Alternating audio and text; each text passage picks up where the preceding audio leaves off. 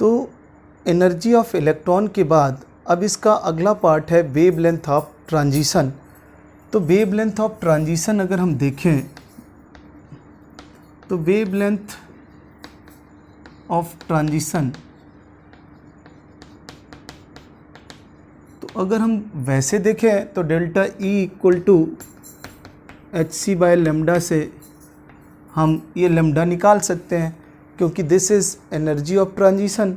कितना डिफरेंस है, पर ध्यान रखना अगर हम ये फार्मूला लगाते हैं तो ये हमेशा जूल में होनी चाहिए, तब आपका ये लेमडा मीटर में आएगा। इस फार्मूले से ये delta E should be joule. लेकिन हम क्या करते हैं कि इलेक्ट्रॉन वोल्ट पर एटम में रखते हैं, तो जो डिफरेंस है वो इलेक्ट्रॉन वोल्ट पर एटम में ही निकाल के उससे अगर निकालने की कोशिश करेंगे तो वो आंसर गलत हो जाएगा। तो हमें वेवलेंथ ऑफ ट्रांजिशन कैसे निकले, तो देखिए हमारे पास एनर्जी का जो फार्मूला था E, तो अगर एनर्जी का हमारे पास जो मेन फार्मूला हमने डिराइव किया वो क्या था, E इक्वल टू तो -2 pi square K square Z square M E power 4 upon N square H square, ये एनर्जी का फॉर्मूला था। तो अगर मैं यहाँ E1 रखूँ तो E1 मेरा हो जाएगा 2 pi square K square Z square M E power 4 upon N 1 square into H square. Similarly E2 रखूँ और ये निगेटिव साइन रहेगा क्योंकि एनर्जी निगेटिव होती है। अगर हम E2 रखें तो E2 का भी वही आ जाएगा -2 pi square K square Z square M E power 4 upon N 2 square H square. तो हमें पता है डेल्टा ई क्या होता है, डेल्टा ई इक्वल टू होता है ई फाइनल माइनस ई इनिशियल। तो यानी कि E2 माइनस E1 करें तो हमारे पास डेल्टा ई हो जाएगा E2 माइनस E1। तो E2 माइनस तो 2 ये है और ये 1 है, तो माइनस माइनस ये प्लस का हो जाएगा और हम ये सारी चीज़ें कॉमन ले लें तो हमारे पास क्या बन जाएगा, 2 pi square K square M E power 4 Z square upon H square 1 upon N 1 square minus 1 upon N 2 square this.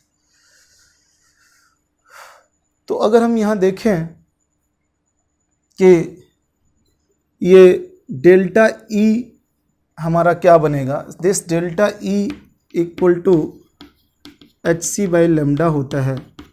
तो हम यहाँ पर H C by lambda equal to ये जो हमारा फॉर्मूला है हम यहाँ रख देते हैं, 2 pi square K square M E power 4 Z square upon H square 1 upon N 1 square minus 1 upon N 2 square this. तो ये यहाँ से एच सी यहाँ सी एच क्यूब हो जाएगा और 1 अपॉन लेमडा का फॉर्मूला आ जाएगा जो हम वेवलेंथ यहाँ निकालना चाहते हैं। तो हमारे पास क्या फॉर्मूला आ जाएगा, 1 upon lambda equal to this, 1 upon lambda equal to ये बन जाएगा आपका 2 pi square K square M E power 4 Z square upon C H cube 1 upon N 1 square 1 upon N 2 square. ये तो इस तरह से अगर हम यहाँ देखें तो हमारे पास 1 अपॉन लेमडा, इसको वेव नंबर भी बोलते हैं, वेव नंबर। वेव नंबर का मतलब होता है रेसिप्रोकल ऑफ वेवलेंथ। तो 1 अपॉन लेमडा को वेव नंबर भी बोलते हैं एंड दिस इक्वल टू, और ये सारा चीज़ ये यहाँ से देखें ये, तो ये एक नया कांस्टेंट, क्योंकि यहाँ हर एक चीज़ कांस्टेंट है, पाई कांस्टेंट है, के कांस्टेंट है, एम कांस्टेंट है, ई कांस्टेंट है, सी कांस्टेंट है और एच कांस्टेंट है। तो ये सारे कांस्टेंट की जगह में एक नया कांस्टेंट आ जाएगा जिसे हम बोलते हैं R, Rydberg constant. Rydberg constant, ये है नया कांस्टेंट आ गया हमारे पास। तो इस तरह से हमारा फॉर्मूला आ गया 1/λ इक्वल टू, क्या फॉर्मूला बना, 1/λ या न्यू बार इक्वल टू, जिसे वेव नंबर बोल रहे हैं, equal to R Z square 1/n1 square minus 1/n2 square. इस तरह से ये वेव लेंथ ऑफ ट्रांजिशन आपका आ गया, फॉर्मूला हमने डिराइव कर लिया। हम इसको डायरेक्ट भी वेव लेंथ ऑफ ट्रांजिशन सीधे लगा देंगे अब कहीं भी। अब वो ट्रांजिशन चाहे सेल में हो और चाहे तो ये सीरीज में हो, जो आगे आप स्पेक्ट्रम ऑफ हाइड्रोजन में लाइमन बामर प्रास्चन ब्रैकेट फिन सीरीज देखते हैं, पिफन सीरीज, तो उसमें से किसी में भी लगा सकते हैं, शेल नंबर में भी लगा सकते हैं।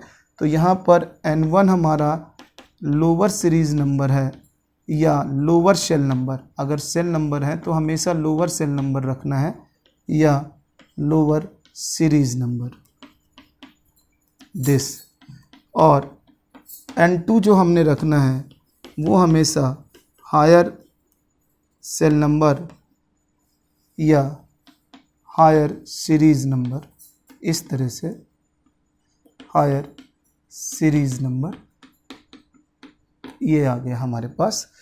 और R की वैल्यू हमारे पास क्या बनेगी, R हमारा रिडबर्ग कांस्टेंट है, तो R की value 109,678 centimetre inverse R 109,67800 metre inverse. तो हम इसी को 1.1 into,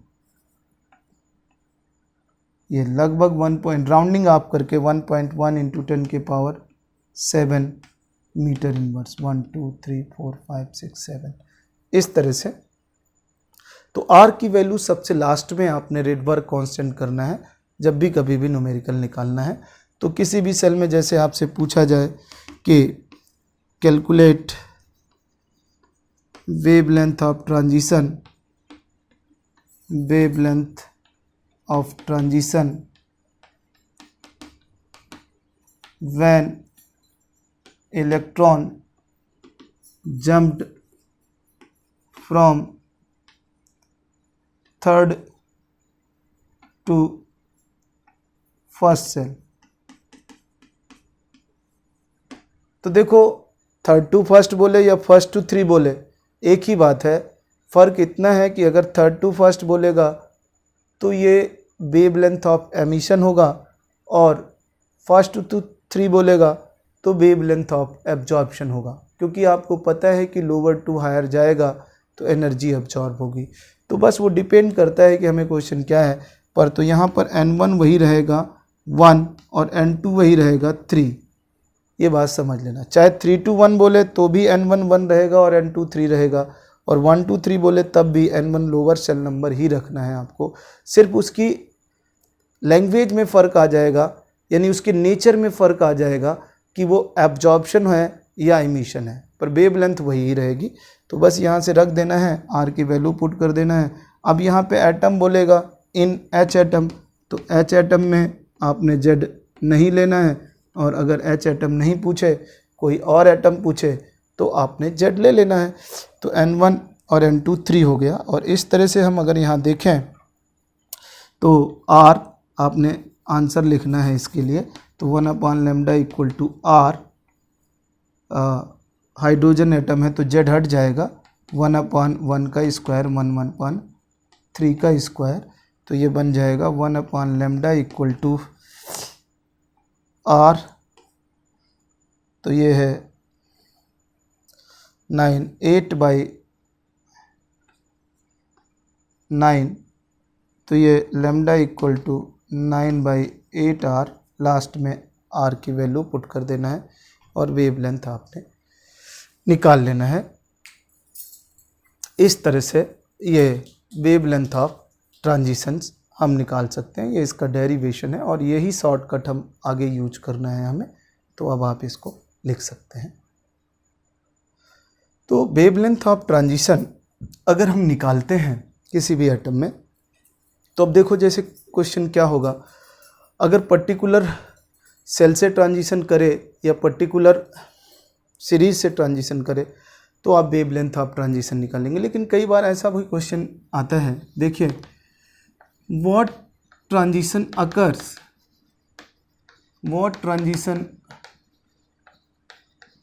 occurs to produce same wavelength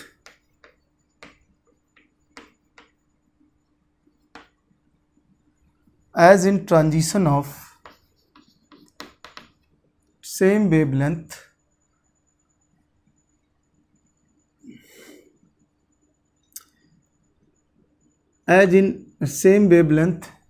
in helium and hydrogen, helium plus and hydrogen, in hydrogen what transition occurs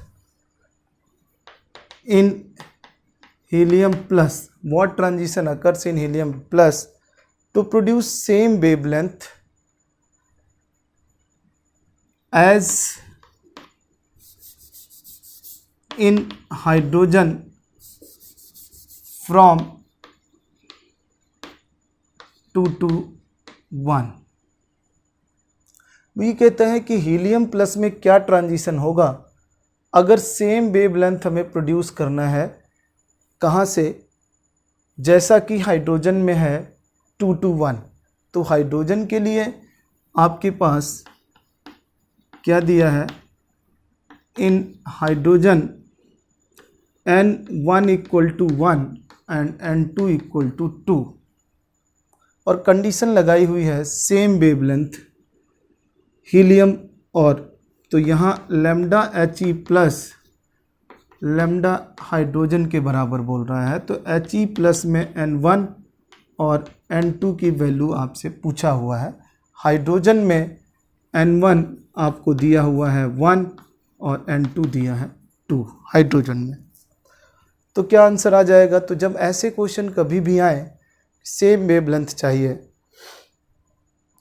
तो पहले तो सॉल्व कैसे करना है समझ लीजिए। और चूंकि एनसीईआरटी के बैक साइज की एक्सरसाइज का भी क्वेश्चन है और आ चुका है आपका जेईई मेंस में, तो इसके लिए क्या करते हैं कि 1 upon lambda He plus equal to 1 upon lambda hydrogen, तो लैम्डा He प्लस का क्या आ जाएगा R इंटू 2 का स्क्वायर, क्योंकि RZ स्क्वायर होगा यहाँ 1 upon N1 square minus 1 upon N2 square, this equal to hydrogen के लिए R 1 अपॉन 1 का स्क्वायर माइनस 1 अपॉन 2 का स्क्वायर, इस तरह से। तो हम देखें तो R कैंसिल आउट हो जाएगा और ये 4 इधर जाके यहाँ डिवाइड हो जाएगा, तो हम इसको लिख सकते हैं 1 upon N1 square minus 1 upon N2 square equal to 1 upon 4 minus 1 upon 16। ये है, ये 2 का स्क्वायर है तो ये 4 बन जाएगा और ये यहाँ 1 और ये 4 हो जाएगा और ये इधर जाके यहाँ मल्टीप्लाई हो जाएगा, ये बन जाएगा। तो कंपैरिजन करें तो 1 upon N1 square minus 1 upon N2 square, this 1 upon 2 का स्क्वायर 1 अपॉन 4 का स्क्वायर। तो इस तरह से आंसर हमारा आ जाएगा N1 equal to 2 N2 equal to 4 in helium plus to produce same wavelength as in hydrogen from 2 to 1। ये है, तो इसका मतलब अगर हम सेम वेवलेंथ बनाना चाहते हैं तो सेम वेवलेंथ अगर हमें चाहिए तो अब हम इसको डायरेक्ट अगर बगैर सॉल्व करे लिखना चाहते हैं तो सेम वेवलेंथ अगर हमें हाइड्रोजन हीलियम और सब में चाहिए तो अगर यहाँ N1 1 है N2 2 है तो हीलियम प्लस में N1 आपका 2 होगा N2 4 होगा, लिथियम प्लस 2 में N1 आपका 3 होगा N2 आपका 6 होगा और बेरिलियम प्लस 3 में N1 आपका 4 होगा और N2 आपका 8 होगा। अगर हम सेम वेवलेंथ चाहते हैं इनमें से किसी से भी। अब मान लो हाइड्रोजन और बेरिलियम का कंपैरिजन करें तो यहाँ N1 1 N2 2 और ये यहाँ 4 और 8 हो जाएगा। हाइड्रोजन को किसी से कर सकता है, लिथियम को इससे कर सकता है। इससे सॉल्व करने का तरीका यही है, दोनों को इक्वेट करके और कंपैरिजन करके N1 और N2 हम निकाल सकते हैं। ये है इससे। इस तरह से आगे हम बढ़ें तो हमारे पास अगला पॉइंट ये है कि अगर हमसे पूछा जाए नंबर ऑफ रिवोल्यूशन पर सेकेंड, कोई भी इलेक्ट्रॉन एक सेकेंड में कितने रिवोल्यूशन करेगा, तो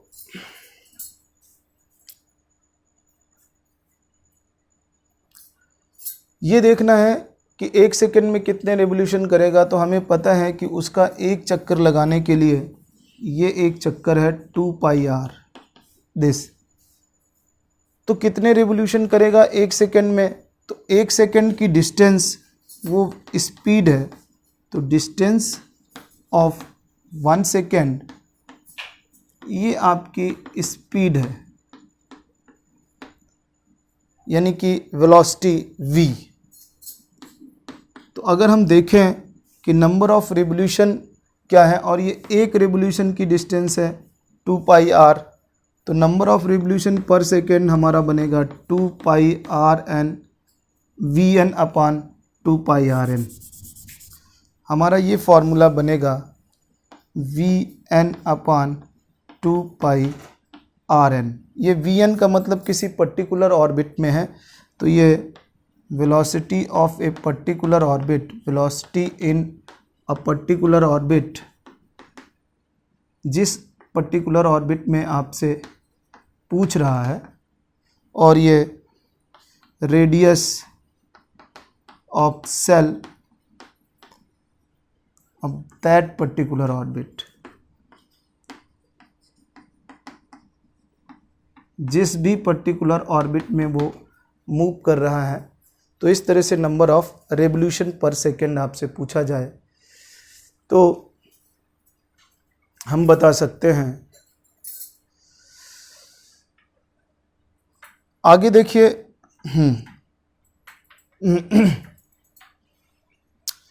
अगर हम यहाँ देखें नंबर ऑफ रेवोल्यूशन पर सेकेंड अगर निकालना है तो ये कॉन्सेप्ट है। अगर हमसे पूछा जाए कि एंगुलर फ्रीक्वेंसी निकालो, तो एंगुलर वेलोसिटी और एंगुलर फ्रीक्वेंसी, उसे एंगुलर फ्रीक्वेंसी भी बोल सकते हैं omega. Omega equal to V N by R N. जिस पर्टिकुलर ऑर्बिट में वो पूछ रहा है उस पर्टिकुलर ऑर्बिट्स में ये हम वेलोसिटी अपॉन रेडियस कर सकते हैं, हमारा आंसर आ जाएगा। और तीसरा, टाइम पीरियड्स अगर पूछा जाए, टाइम पीरियड्स इन 1 रिवोल्यूशंस, एक चक्कर लगाने में कितना टाइम लगेगा, अगर ऐसा क्वेश्चन आए तो हमें पता है कि omega equal to 2 pi by T होता है। Omega equal to 2 pi by T. तो अगर हम यहाँ पे रखें तो इसको सॉल्व करें तो हमारे पास ओमेगा की जगह हम यहाँ टी ले जाएं तो t equal to 2 pi by omega, तो t equal to 2 pi, omega की जगह बी बाई आर होता है तो 2 पाई आर बाई वी हो जाएगा। तो टी ये आर एन हो जाएगा, किसी पर्टिकुलर ऑर्बिट्स में आर जो रखना है आपने, तो 2 pi r n upon v n, ये किसी पर्टिकुलर ऑर्बिट्स में है। तो अगर हम इसको सॉल्व करें आगे, तो अगर हम इसको सॉल्व करते हैं तो T1 बाई T2 अगर हम यहाँ रखना चाहें तो 2 पाई आर एन की जगह में हमें पता है n square R nought by Z हो जाएगा दिस। अगर सेम एटम है तो, और ये Vn, ये तो Rn की जगह में हो गया, और Vn जो होगा वो Vn आपका बनेगा V not into Z by N। ये बन गया T1 की जगह में, और T2 की जगह में सेम 2 पाई, ये N1 है, ये N2 square into R not by Z, और डिवाइडेड बाई ये V not into Z by N2। तो इस तरह से अगर हम इसकी वैल्यू रखें तो हमारा आंसर बन जाएगा T1 by T2 equal to N1 cube N2 cube. अगर हम Z1 कैसे, ये N1 ही है, सॉरी N1, और ये N2 है, ये N2 है, तो ये N2 ऊपर जाएगा तो N2 स्क्वायर है, और N2 से मल्टीप्लाई हो जाएगा तो ये N2 क्यूब हो जाएगा। इस तरह से टाइम पीरियड्स अगर आपने निकालना है तो ये आपका आ जाएगा। आप समझ गए, इसे कर लेना है इसको।